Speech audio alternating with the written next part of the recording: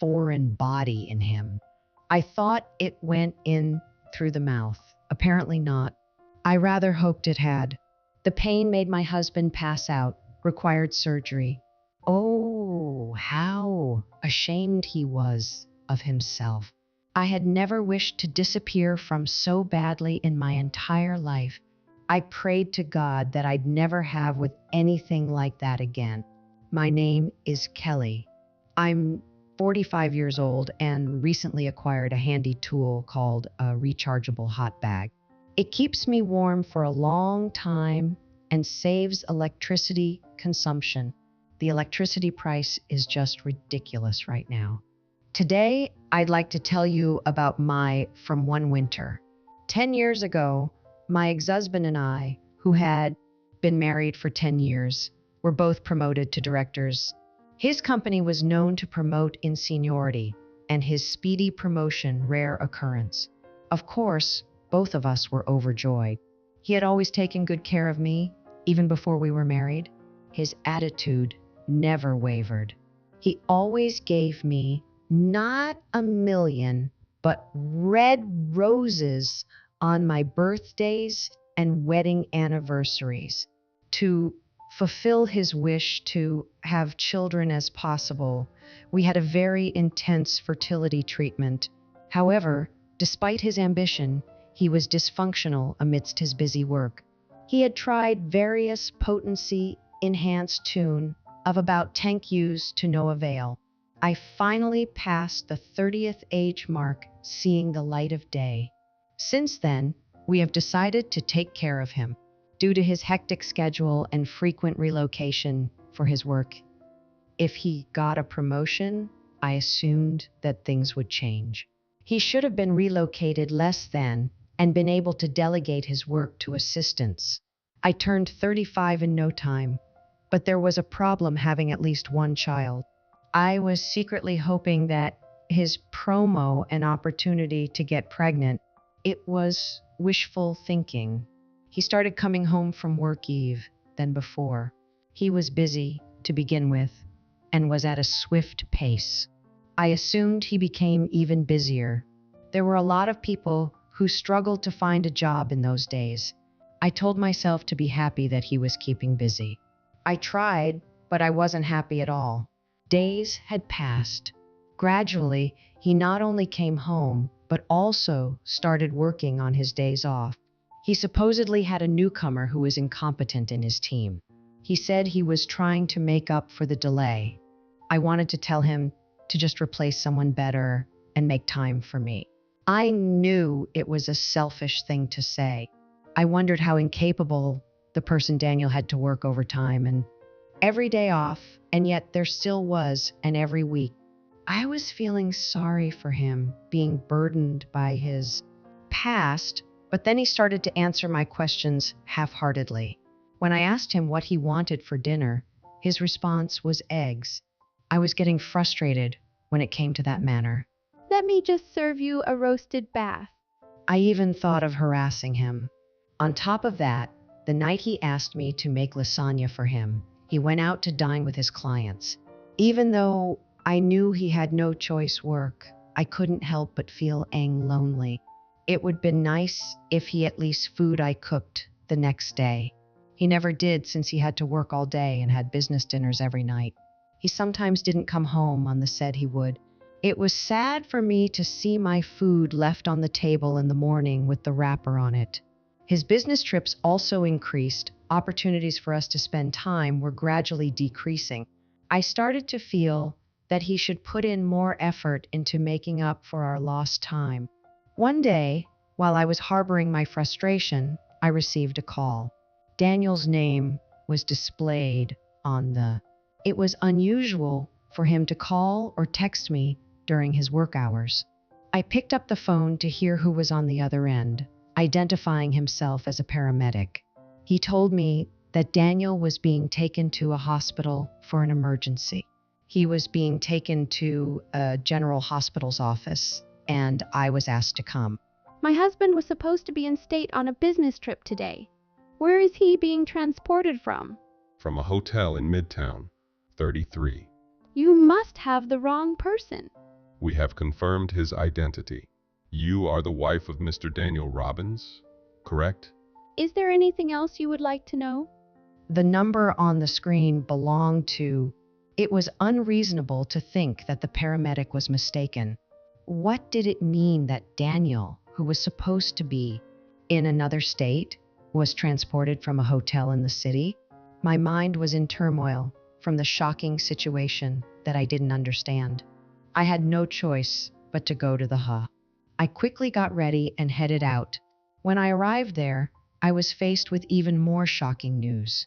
The doctor told Emily that it was an emergency surgery, and I was asked to give consent. Is it that bad?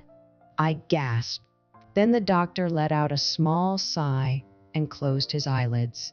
I started to freak out.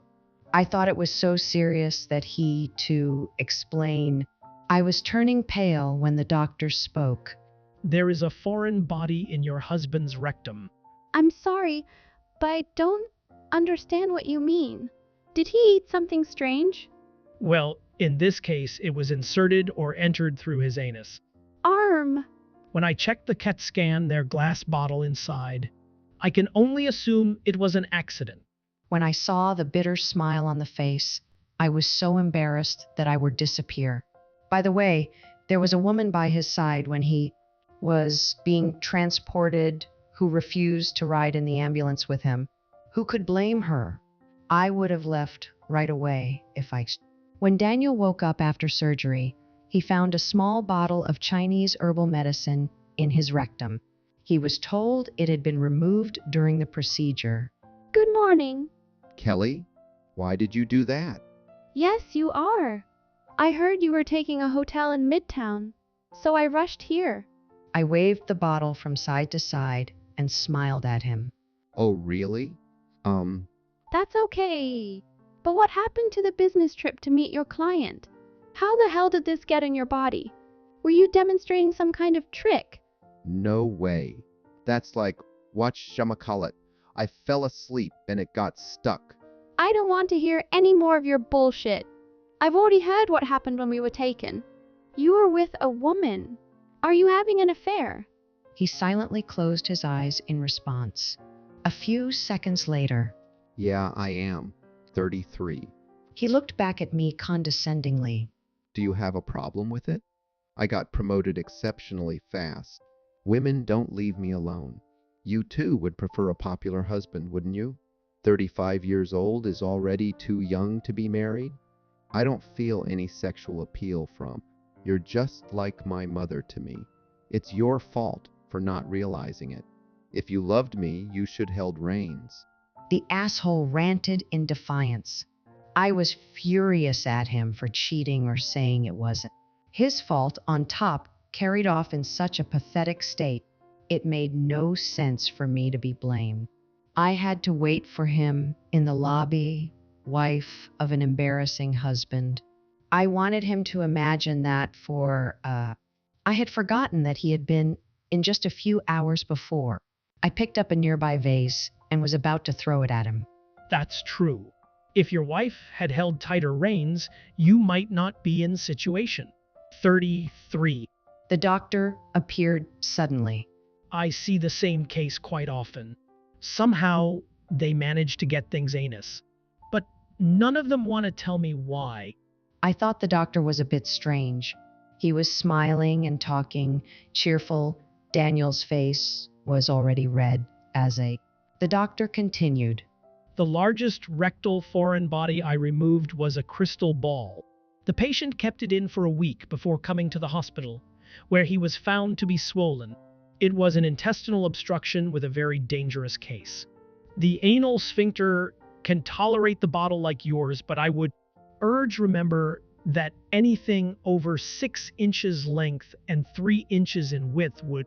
He seemed to know everything. You look a little red. The anesthesia is still working, right? But if you get too excited, the wound may open up and you will have to have the operation again. Oh, I almost forgot. It will also put a strain on the man's vital organs. They will be useless. He had come to check on Daniel and finished telling him all that he let laughing. Daniel seems to be puzzled by his explanation. Did you wrestle with the woman you with? I heard that she pushed you onto the table and you fell on your butt. There was the bottle, and you lost consciousness from the pain of it in your anus. The woman you were with was very ill, so please call an ambulance. It would have been critical if treatment was delayed, you know. Thank goodness it wasn't a beer bot. His face turned pale as a ghost. He hung his head down and seemed to out in shame. Well, honey, let us talk. I won't cheat on you anymore. It's not that you won't, it's more can't, isn't it? There still might be a chance. We may still be able to have child. Which era do we live in to use H sign of peace? I don't want children with you. Wait, you're all I've got. I finally understand.